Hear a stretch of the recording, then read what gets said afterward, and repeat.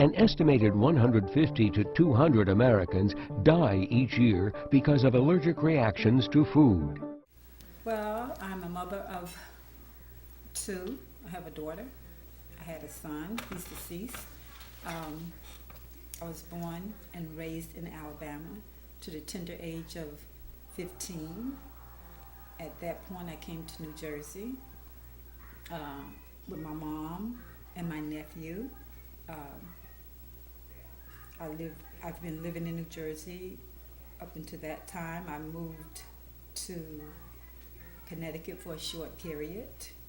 Well, I had somewhat of what you consider a normal childhood. I grew up with my mom, my sister, and a brother.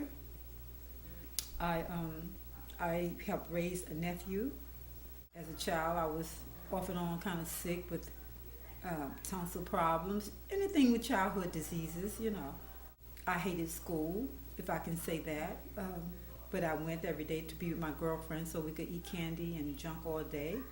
I had to pick cotton when I was a kid. I had to pick cucumbers, peas, you name it. We had to do it in the fields, although by me being the youngest child, I didn't get a chance to do that much like the older generation, but thank God, because I really didn't like it.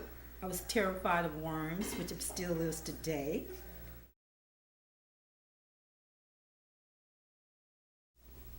My earliest memory, when I was about, I would say 12, I realized then that I thought food was the biggest part of my life. I was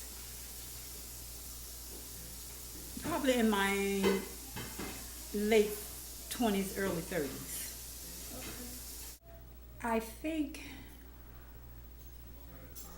well, thinking back to, I remember one year in like 65, 66, and I became real ill. I was very ill.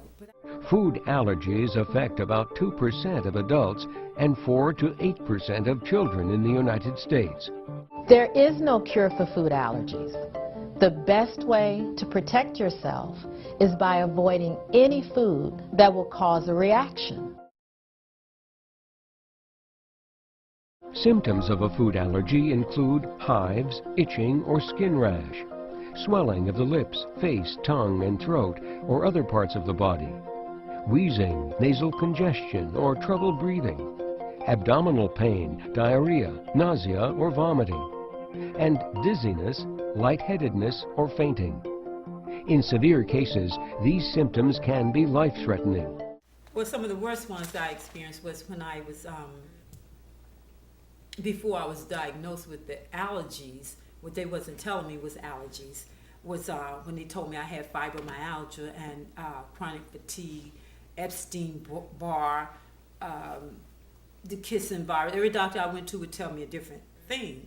So I really didn't know. They didn't know what it was. But that was the worst because I was unable to get out of the bed. I was almost unable to walk. I was just like deathly ill. All I felt like doing was laying down or sitting around. Matter of fact, I didn't even have energy to sit around. I just wanted to lay in the bed. And I felt like that was a death sentence, so I really didn't want to be there. Eventually, I just discovered it on my own that the allergies was really taking over my life. And then as the years went on, months went on, finally they gave me, I started doing the allergy testing, allergy shots. I remember like 20 years before that, I was having a lot of allergy problems, and I started taking allergy shots. But then I stopped, and I thought the allergies stopped, but they didn't stop. But those were some of the worst symptoms, and I would break out with, like, in hives and stuff, or some kind of nodules, and I couldn't breathe, and I couldn't think because it was like controlling my life. So eventually I went back to the allergies, and I started taking allergy shots again. I would get cramps in my stomach. I would throw up. I had problems like with symptoms like from the flu, like I had a very bad cold or pneumonia, and it all was coming from the allergies, which I think was part of the sarcoidosis that I had. It was like I'm very fond of nuts, and I found out I couldn't eat no nuts, no corn, anything from grain I couldn't eat, or anything with seeds I couldn't eat because of the symptoms. I couldn't wear rubber gloves because of the symptoms. I would break out, couldn't eat no shell seafood, no mushrooms. It was just a horrible experience. I had like a lot of sore throats. They didn't know how to treat allergies. They didn't know what an allergy was, I don't think, so they just treated it the best way they could.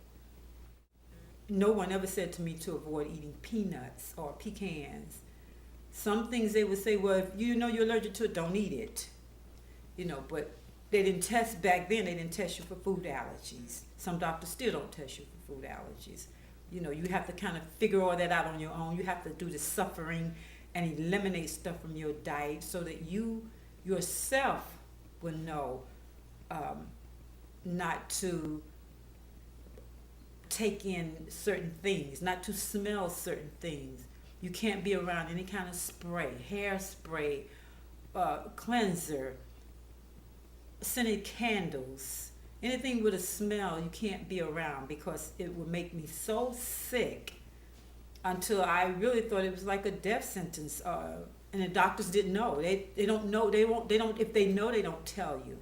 You just go on, you suffer until you figure it all out on your own, practically, okay, they're saying to you, go live in a bubble, because we don't know what to do for you. So either you live in a bubble or you just eliminate yourself from the face of the earth.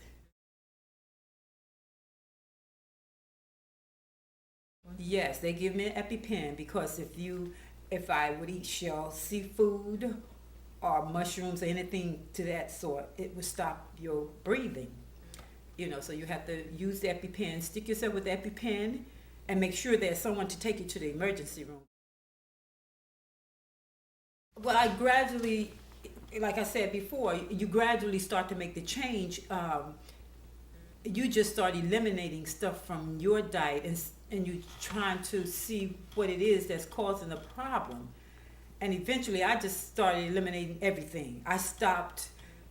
Years ago, I would eat pork, and I would get like all these allergy attacks and all these symptoms, like bugs was attacking me. So I stopped eating pork. I had to stop eating the beef because I would get sick from that. It was like throwing up and all these other symptoms I would clog up. So I had to eliminate things. I just had to eliminate one thing at a time or two things at a time. Dairy, I had to stop dairy because of the same problems I was having with that. So what I do now, I have to, I still go get the allergy shots, which I'm trying to stop that. But I also see a naturopathic doctor for any medications that I need or anything that I need a cure for. I do all my vitamins. I take all my vitamins. I take a group in the morning, and I say a group because it's 12 to 14 vitamins. And I also try to use natural ingredients for my skin, my hair. Everything so far that I've tried is helping me a lot. I mean, before my nails was like crumbly. It actually crumbly. My hair, you could crunch it.